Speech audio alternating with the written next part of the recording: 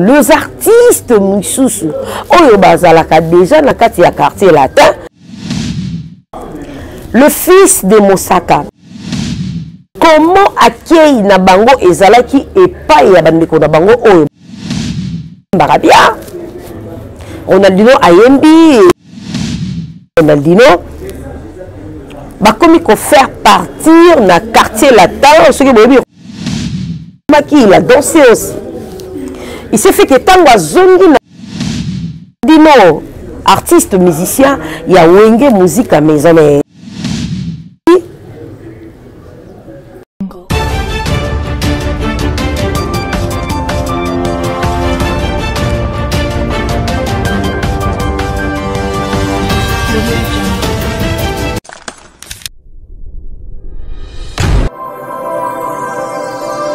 bienvenue dans cette émission. Tous les bienvenus sont avec Nadia GB, mesdames et messieurs.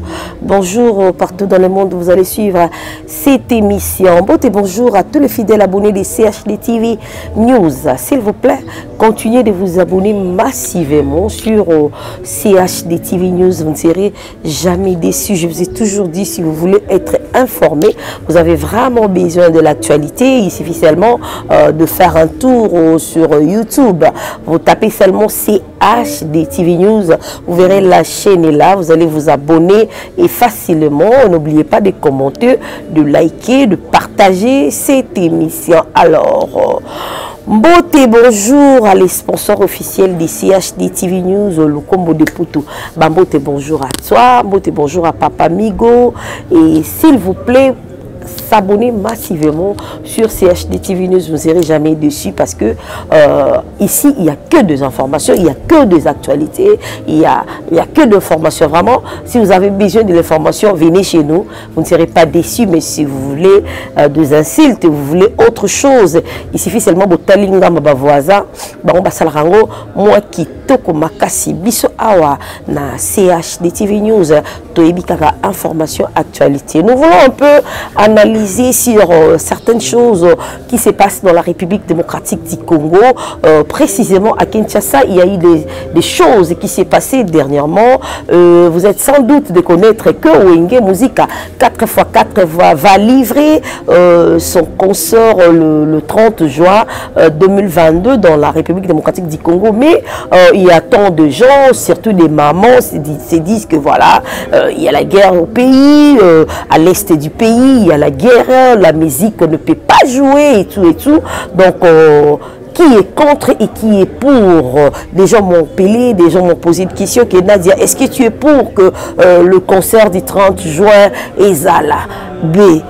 Je vais vous répondre après cette analyse. J'aimerais un peu qu'on parle un peu de ça. Et puis, il y avait eu deux musiciens, deux artistes musiciens de Wenge Musica Maison Mère qui sont partis sur quartier Lata. Mon père, mon Kofi Olomité, que nous saluons déjà en passant, Sangambeli. Donc, deux musiciens de Maison Mère, Ronaldinho et Blanchard, le fils de Blanchard Mosaka, betaka na maison mère, mais bazo faire partie les choses de la maison mère, comme il faut faire partir quartier latin. Alors le mardi, c'était répétition spéciale pour l'accueil. Il y a deux artistes, on a beaucoup de gens. Comment se fait-il que dans le quartier latin, il y a tant des artistes? On a topé déjà dans la montagne, un grand animateur. Il y a quartier latin, bazalakawana déjà, banima omba, bazalakawana omba, nabiso moko, yamboka o achiem, baka tellement qui je te salue mon ami Omba, mais balobi pourquoi Omba bazora ba carte, mais ceux qui kaka musicien moko ayesika et surtout ceux qui a outil orchestre bosusu, tu verras directement mon pa mon kondi à copier sa voiture, à copier sa logement, donc on ne sait pas qu'est-ce qui se passe avec des leaders congolais. Voilà. Ce deux analyses, nous voulons un peu parler sur ça pour te bekoyeba qu'est-ce qui se passe et le romine les kaka nangambu yaba leader. Alors l'histoire de Karim Mokonzi, je vais pingler tout juste un peu parce que vous savez que moi j'aime pas trop vraiment en parler. Cette histoire là de Karim Mokonzi, moi ça commence à me prendre la tête, je ne vais même pas trop en parler. C'est bien sûr Karim Mokonzi Azanazé, mais Azanazé c'est la grossesse à elle et ma bota te ezayaye je ne vois pas pourquoi nous devons nous mêler jusqu'à ces points. Tu verras les gens, comme ils ont une analyse, ils ont une mission, vraiment qui alors, merci beaucoup à mon caméraman, mon réalisateur Guy Mboma, Balobi, les réalisateurs patrons, merci. Merci à David, Balobi, David Kimbeni, c'est ça? Voilà, David Kimbeni, d'abord, David, David, voilà, la question est posée. Beaucoup de gens se posent des questions, beaucoup de gens se demandent. À l'est du pays, nous sommes tous des Congolais, nous habitons le Congo. Nous autres, nous avons eu la grâce d'habiter à Kinshasa. Mais moi, par exemple, il y a ma famille, ma soeur qui vient juste avant moi, Alice Gwabinzi, elle est là-bas, à l'est du pays, avec ses enfants. Elle habite Goma avec son mari et ses enfants. Là, je salue déjà, bonjour à toi, Paul Mukenze. Là, je salue ma soeur Alice. Alors, beaucoup de gens se posent des questions. Nous avons la guerre à l'est du pays. Il y a des gens qui meurent là-bas. Il y a des enfants qui restent des orphelins. Et il y a des parents qui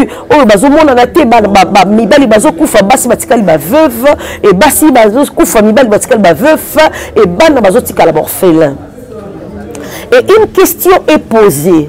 Est-ce que concert il y a le 30 juin, c'est vraiment important ou ce n'est pas important? Parce que le producteur avait déjà mis son paquet, le producteur a mis de l'argent. Les musiciens ça l'est déjà la répétition. Moi je pense que ton bakala qui concert il y a le 30 juin, parce que guerre na est et bandi les noté. Mais je veux vraiment que tout ça l'analyse mon professionnel, hein. Tu réfléchir vraiment bien. Tout ça là les pour et les contre. Est et a pays et ça na bitumba. Batu bazolela, ba maman bazolela. Hier je parlais avec Alice, elle m'a dit batikali basi ba koti de ba village à pemeni batikali na 25 km pour ba kota na ville na Goma place bango baza na ville. 25 km. Alors batu bazolela. Ma sœur a dit Nadia, je peux prier pour nous. Moi je lui ai dit nous allons prier et Dieu va faire quelque chose. Imaginez Batu Batikali na 25, Barebel Batikali na 25 km. Bakota na ville ya Goma. Et bon ba moka o ya mike ezara pembeni ba masisi ba nini ba mboka nyoso eza pembeni ya mike wana. Barebel ba occupé yango déjà. Imaginez siko batu bazolela ndenge nini. Batu bazolela ndenge nini, batu bazokufa ndenge nini. Ata kolia ngo soko zarango, est-ce que kokoka kolia? Est-ce que kokoka kolia? Maintenant ba fan nanga ya Goma, ils m'ont posé la question. Nadia, yo lobi bozo bonga mambo kende concert wana ya le 30 juin. Mais batu bazo kufa maman. Batu bazo kufa, batu bazo lela. Mais comment se fait-il bino bolingo bobeta concert aussi longtemps que batu bazo kufa batu bazo lela? Naïbisa bango nini. Na fandi na réfléchir, naïbisi bango, chers amis, je suis congolaise, je suis patriote, j'aime vraiment mon pays, j'aime ma nation, j'aime mon tribu. Je suis fière d'être congolaise. Mais une chose est vraie, Bitoumé Bandi na ona Goma leloté. Il faut qu'on se le dise quand même. Depuis à l'époque de Mobutu, on était de gamins, de gamines. Bitoumé zala nango. Batoupé bakenda musala. Batoupé bakenda ba classe. La première année bana ba otanga ba ozo ba diplôme, ba okoma na ba université. Depuis à l'époque de Mobutu. Je ne dis pas ça pour tout le baketozan et sengo, non. Mais concert wana le 30 juin. Producteur a tchaki déjà bon a foutu les musiciens mais balé makaba na ba poto ba Emily na ba poto a foutu les bango ba billets, ils sont ici à Kinshasa baza même logés. producteur doit répondre son argent. Il faut... Dis-moi, Babinga Messiana Basangana, Manda Chanti Yakawa, Ouaransodi Yakawa, Jibempiana Yaka, allez, vous savez, ça. C'est pas intéressant. Concert et bêta, non? Non, quand vous avez dit que vous avez 20% bon, on a bâti non à Est pour moi qui m'y quota. Mais je ne sais pas si c'est vrai. Je dis bien Nayokaki. Je ne sais pas si c'est vrai. Nayokaki.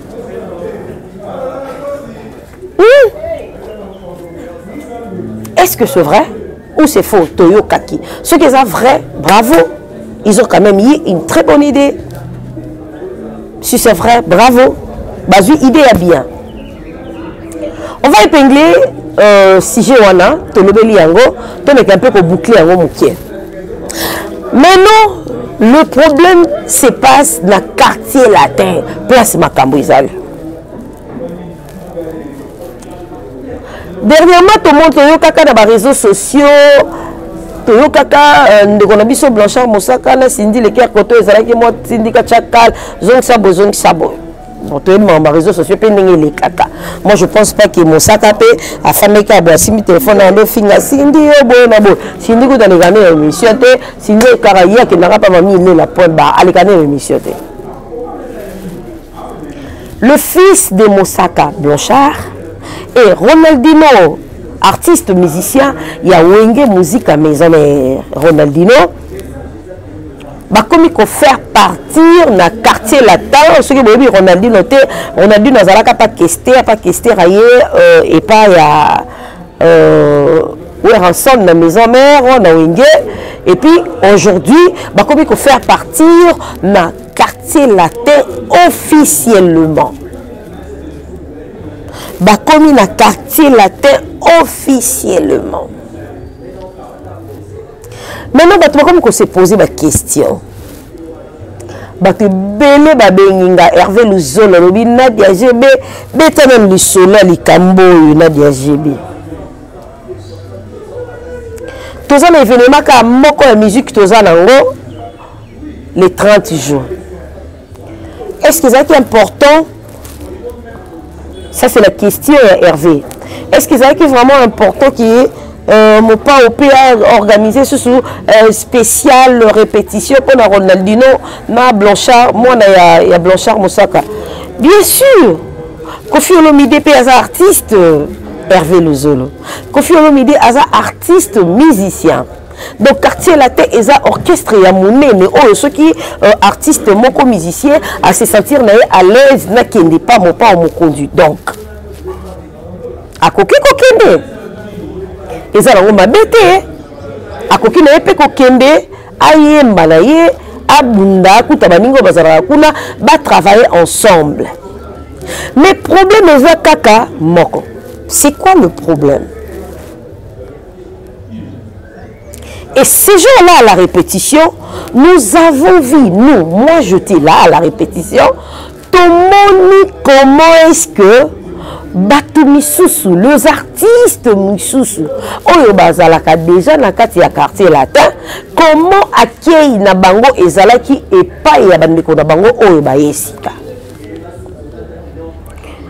Balobaka Mopaya améritera quand même accueil moko chaleureux Mopaya ata nda kona bodamara losa mafuta me bomelaka na bino mai na gobelet mais so Mopaya ye oyoka bapesi moi composant mai mela na verre bapesi moi sucré banine. Mais accueil à ces jours-là ce n'était pas vraiment bien. Kofi Olomide lui-même oui il les a très bien cueillis à Yambi Bango. À Matisi Bango na podium, Bayembi, il avait commencé avec le fils de Blanchard, il a chanté et puis c'était le tour de Ronaldinho. Bazalaki na Bango na Sima, à Mati na podium, ils ont chanté Ronaldinho Boyebi qui a yemba rabia. Ronaldinho a yembi et puis toi Klamaki, il a dansé aussi. Il s'est fait que Tangwa Zongi na Sima place à Zalaki.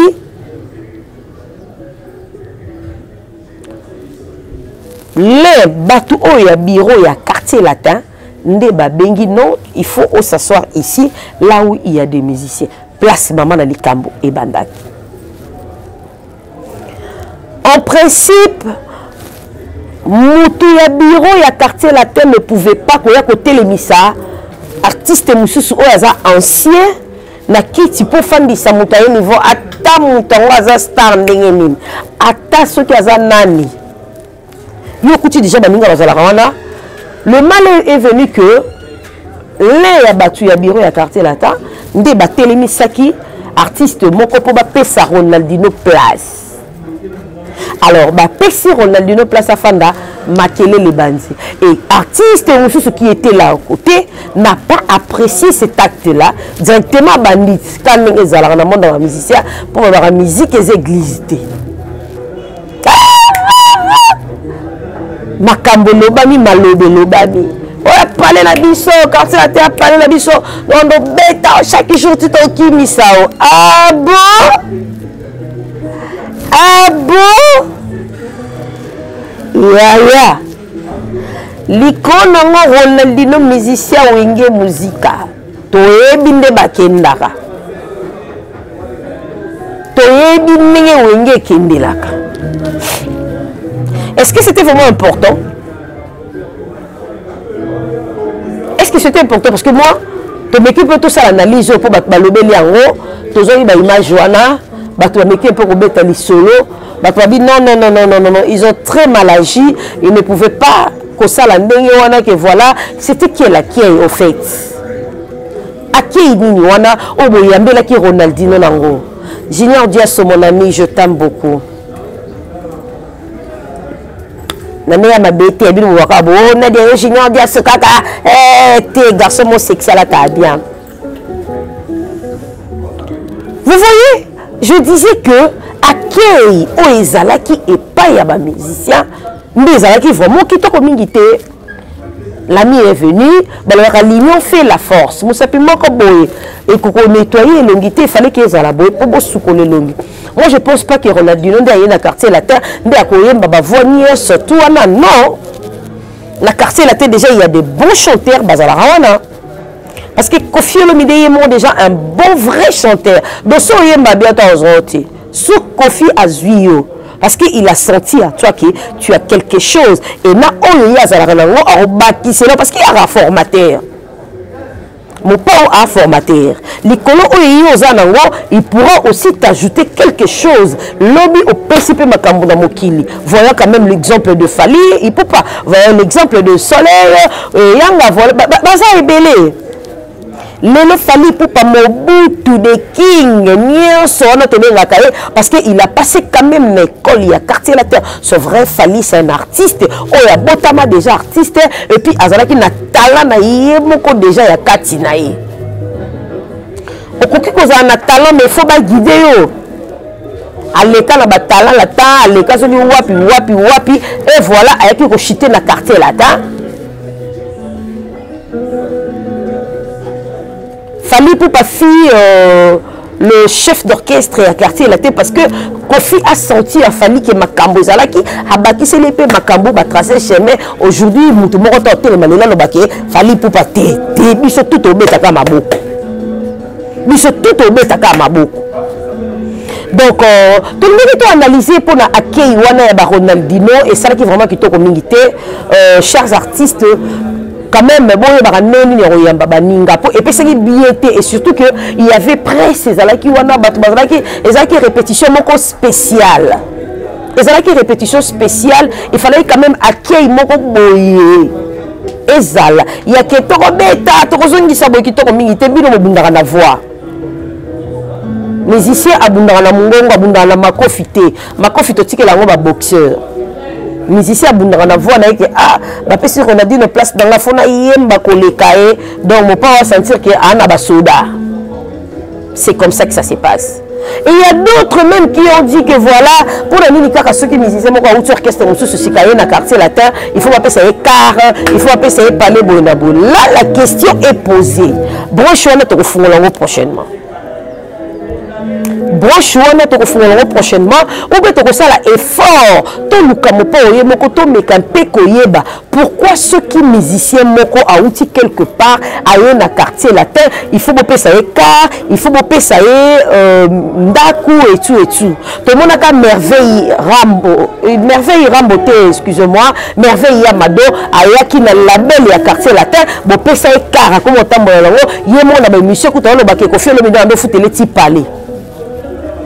Mais dans le quartier latin, il y a des bons musiciens, des chanteuses bazali, des danseuses bazali. Pourquoi bango ba mérite en côté? Bango ba mérite en côté pour nani? Toujours mon la montagne, bota mon la colotine là. La montagne est bon animateur, ce qu'on boit kapenda, au kanimi sonobi mboshi, il passe mon temps bois katonani. Amatarabilo ka mboshi, amatarabilo ka brigade, amatakasa la pelle likolo. La montagne a mérité voiture T, papa Kofi Olomide. La montagne ne mérite pas ça à ta Kate. On mérite à roter.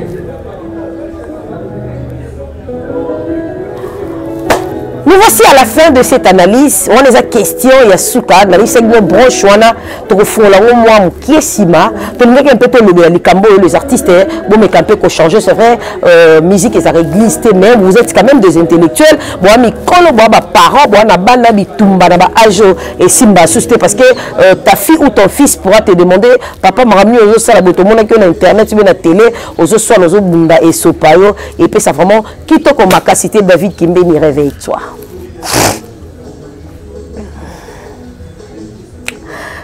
Donc, comme il a vu sur la sous-analyse, nous disons merci à David derrière la caméra et merci à tous ceux qui nous soutiennent. Continuez vraiment de vous abonner massivement sur CHD TV News. Vous ne serez jamais déçus. Faites-nous seulement confiance. Partagez l'émission, s'abonner massivement sur CHD TV News. Vous allez vraiment déçu. Je dis merci à Hervé Louzolo, Constant Mayassi et Papa Gimboma. Merci pour le montage. Yakito Koboye. Et je dis un grand merci à Papa Migo. Merci pour la confiance. Bon, continuez quand ça la biso ou la confiance. On sait le kende bien zambe voilà. À côté le beaucoup na CHD TV News. Ça n'est fini pour aujourd'hui. Là, je salue Samantha et Doxy. Maman vous aime beaucoup. Quant à moi, je vous dis bye bye.